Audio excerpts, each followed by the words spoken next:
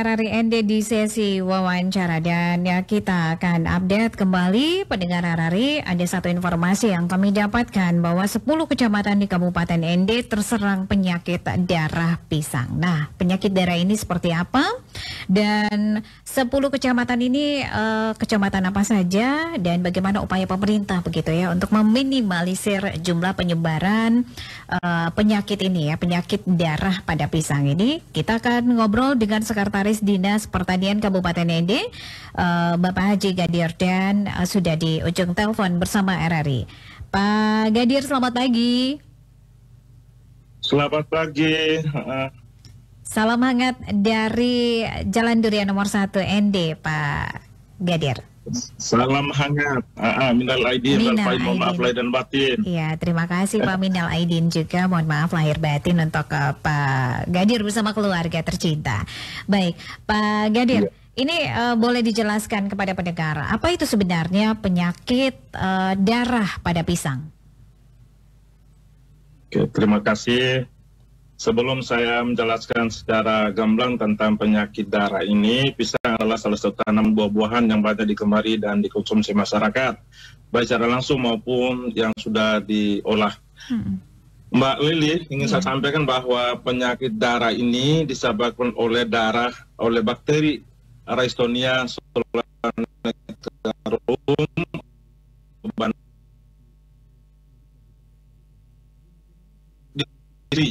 layu permanen yang diserang pada tanaman pisang. Tentunya sebelum kita bicara tentang gejalanya dulu. Gejala penyakitnya ini pada tanaman pisang, pada batang semu apabila dipotong akan mengeluarkan getah berwarna merah sehingga dikatakan darah, getah berwarna apabila dipotong. Dan juga pada bonggolnya bila dipotong, tanaman pisang itu akan mengeluarkan cairan warna coklat kemerahan seperti darah, maka dikatakan penyakit darah pada tanaman pisang. Pada daunnya berwarna menjadi kuning pucat yang biasanya mulai kelihatan pada daun kedua dan ketiga. Pada bunga jantung pisang itu cenderung mengering. Nah, ini disebabkan oleh bakteri, Mbak. Ini diketahui dulu bahwa ini bukan hama, inilah penyakit disebabkan oleh bakteri. Jadi bakteri dengan virus ini tidak bisa dilihat oleh kasat mata. Ini yang perlu dipahami kita semua. Pada tanaman pisang ini untuk di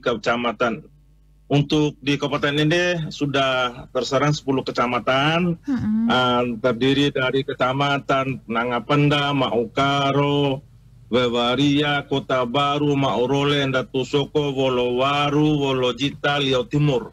Tetapi dari penyarangan itu yang sudah ada di titik ambang ekonomi itu sudah ada 3 kecamatan. Itu sudah tingkat titik ambang ekonomi, artinya sudah dalam posisi sarangan berat, Mbak Lili. Itu terdiri dari Kecamatan Nangapenda, Kecamatan Maukaro, dan Kecamatan Wewaria. Ini sudah 3 kecamatan ini menjadi skala prioritas kami untuk segera melakukan penanganan. Jadi di Wewaria itu kita belum melakukan tindakan-tindakan, hanya sosialisasi sudah laksanakan. Tapi dalam waktu dekat seperti yang beberapa minggu lalu di RRI saya sampaikan, sudah berjanji dengan Pak Desanya, hanya karena kita dalam suasana berpuasa. Tetapi insya Allah tidak halangan minggu ini kita akan lakukan demo untuk pengasapan di Kecamatan Wewaria di titik lokusnya nanti. Setelah itu nanti kami juga mengundang RRI untuk bisa live bersama kami nanti. Jadi itu gambaran tentang penyakit darah pisang atau yang disebut oleh bakteri itu dan gejala-gejalanya. Nah, ini saya ingin menjelaskan juga kepada kita semua penyebarannya ini. Penyebaran penularan penyakit darah pisang ini melalui perantaran serangga penyerbuk pada bunga atau jangkuk pisang.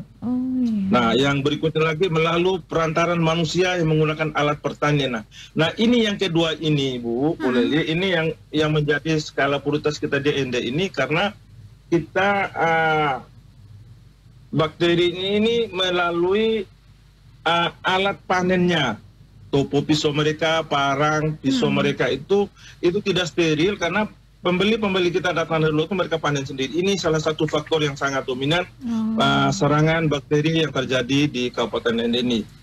Ini yang harus kita antisipasi. Ini sudah dari awal kami sosialisasikan di RRI juga bersama Mbak Lili itu bahwa jangan sekali lagi bahwa pembeli memasuk kebun kita untuk memotong atau memanen pisang kita, karena itu dilarang karena secara teknis pisang yang sakit itu tidak boleh terkontaminasi dengan pisang yang sehat. Artinya alat pertanian yang digunakan panen pada penyakit itu, pisang yang penyakit tidak boleh panen lagi di pisang yang masih sehat begitu ya. Itu Bu. Jadi tindakan itu yang sangat-sangat saya tekankan itu tentang penggunaan alat yang tidak steril dari pedagang tengkulak kita yang langsung masuk kebun. Itu yang sangat berbahaya buat kita. Jadi tidak boleh menggunakan alat pertanian atau alat bantu panen berasal dari tanaman pisang yang sakit ke tanaman pisang yang sehat. Nah, langkah selanjutnya penggalian itu bahwa kita akan melakukan pengasapan. Nah, pengasap ini kita akan kolaborasi dengan pemerintah desa, kecamatan, penghemat hama, penyuluh, BPP. Karena Mbak Lili, saya ini sebenarnya saya ada petugas penghemat hama. Ya mestinya Bapak Ibu Tani kalau ada serangan segera melaporkan penghemat hama saya di lapangan di kecamatan, penyuluh pertanian lapangan dan di BPP, dan mereka akan melaporkan untuk kita mengambil tindakan, Mbak Lili. Jadi itu yang ingin saya sampaikan. Jadi yang terakhirnya nanti kita akan eradikasi karena ini serangan ini tidak ada jalan lain kan, sampai sekarang belum ada obatnya, Mbak Lili. Dia tidak bisa disemprot, dia tidak bisa dia cuma melakukan pengasapan. Pengasapan itu kita gali lubang 20 cm di sekitar tajuk daunnya, baru kita masukkan serbuk, kita masukkan sabut kelapa, pokoknya ada asal-asal untuk kita pengasapan, itu saja. Dan hasilnya akhirnya kita lakukan eradikasi atau pemusnahan. Jadi oleh karena itu, ini yang ingin saya jelaskan kepada kita semua itu, ini penanganan itu tidak bisa miskin-miskin atau nomisa-misa atau dewe-dewe, ini harus kita keroyokan untuk penanganan supaya menekan penyebarannya saja. Untuk mengobati dia tidak ada, Mbak Lili, karena dia tidak ada obat. Kita hanya pencegahan, langkah pencegahan supaya jangan merajalela.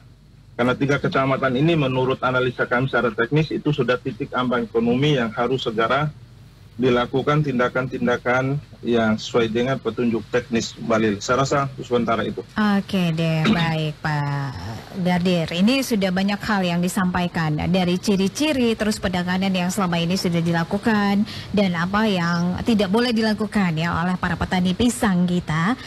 Edukasinya sudah disampaikan di kesempatan pagi hari ini. Namun Pak Gadir, ini kalau misalnya dari ciri-ciri yang tadi sudah disampaikan oleh Pak Gadir dan para petani melihat bahwa sebagian tanaman pisangnya ini sudah terjangkit penyakit darah ini. Nah, solusi awal atau penanganan awal yang harus dilakukan itu seperti apa oleh para petani sendiri? Kalau sudah dia melihat salah satu gejalanya, daunnya sudah kuning, kalau dia potong itu keluar nanas seperti darah, dan ciri-ciri lainnya itu, langkah awalnya itu dia harus mensterilkan lokasi itu. Barang yang dia gunakan itu segera dia cuci, bersih, kasih alkohol, baru boleh dia sentuh di pisang lain.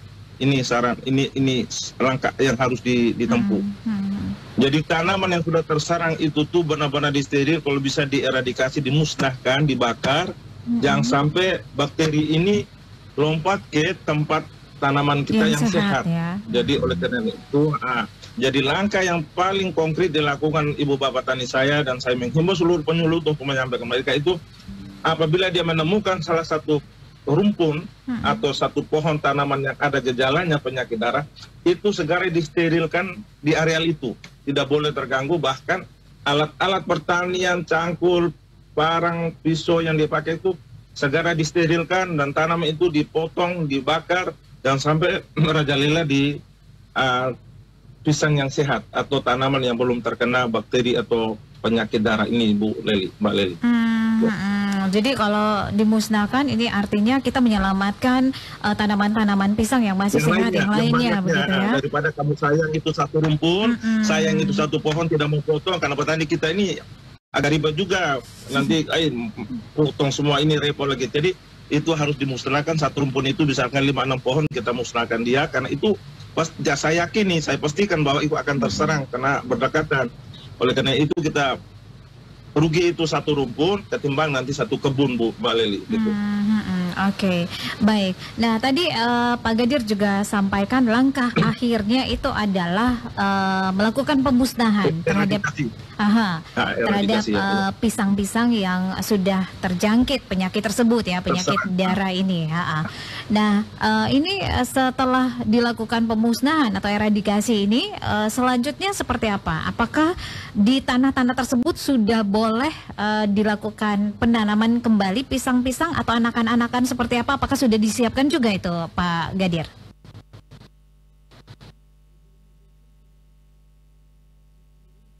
Yang terjadi itu harus menunggu waktu kami uji laboratoriumnya lagi, apakah tanah ini masih ada bakterinya apa tidak, kita akan uji lagi baru kita rekomendasikan untuk boleh menanam di areal itu. Jadi saran kami di tempat yang kita eradikasi itu kita jangan dulu menanam pisang. Karena dia jangka waktunya cukup panjang, Mbak Lili. Tidak bisa hari ini kita bakar, besok kita tanam pisang, itu tidak bisa. Oh iya. Karena bakteri itu adanya di dalam tanah juga. Jadi oleh karena itu tanahnya itu kita bakar, kita lihat waktunya itu 6 bulan hingga 1 tahun, kita lihat kembali bahwa di areal yang kita eradikasi, areal yang kita pemusnahan itu boleh ditanam, tidak itu tunggu rekomendasi dari kami, Mbak Lili. Terima kasih. Baik, setelah langkah awal yang sudah dilakukan tadi dengan pemusnahan beberapa pohon yang sudah terjangkit penyakit darah ini, lalu langkah berikutnya seperti apa ini Pak Gadir? Tadi juga disampaikan bahwa segera melaporkan ya kepada penyuluh pertanian yang ada di kecamatan-kecamatan Bapak Ibu Tani. Nah ini langkah selanjutnya ini seperti apa Pak Gadir agar bisa bersama-sama? Tadi juga Pak Gadir sampaikan bahwa ini tidak bisa kerja sendiri-sendiri ya, mesa-mesa begitu ya. Tidak bisa. Ini harus gencar sama-sama. Jangan mesakena ya, harus bersama-sama bahu-membahu supaya kita bisa berantas. Iya, silakan Pak Gadir. Jadi ini kerja kita bersama dalam rangka kita ini kan pisang ini Mbak Lili, ini kan salah satu mata pencarian kita kan hampir setiap minggu tuh 10 puso yang angkat ke Surabaya. Betul. Ini kita ketakutan juga kalau jangan sampai ini pihak penerima supaya menemukan bahwa pisang masuk ini sudah penyakit, maka itu kan terjadi masalah. Oleh karena itu saya besok hari Selasa akan rapat koordinasi, saya rapat semua para kepala bidang untuk segera kita lakukan penjelasan kepada BPP, petugas penghemat hama dan penyakit tanaman dan PPL-nya untuk segera turun atau melakukan tracking ke lokasi-lokasi yang disampaikan oleh Ibu Bapak Tani, Pak Desa yang ada sarangan. Itu yang kita urus dulu itu untuk supaya jangan sampai menyebarnya sampai terlalu luas. Karena masih beberapa kecamatan ini yang belum teridentifikasi, belum ada serangan. Seperti di kecamatan-kecamatan yang belum sarang itu seperti di Wolojita, di Ende Timur, Pulau Ende, Ndori, ini kan belum ada sentuhan. Mudah-mudahan dengan cara antisipasi kita ini secara bersama-sama, karena itu gali lubang pengasapan, jadi kita butuh tenaga kerja tim petani bersama penyuluh, bersama kita dinas untuk melakukan pengasapan dalam rangka pencegahan penyebarannya penularan belara pisang ini. Jadi harapan kami yang paling penting sekarang adalah Bapak Ibu Tani segera melaporkan penyuluh kami, laporkan ke petugas amat kami untuk kita ambil langkah.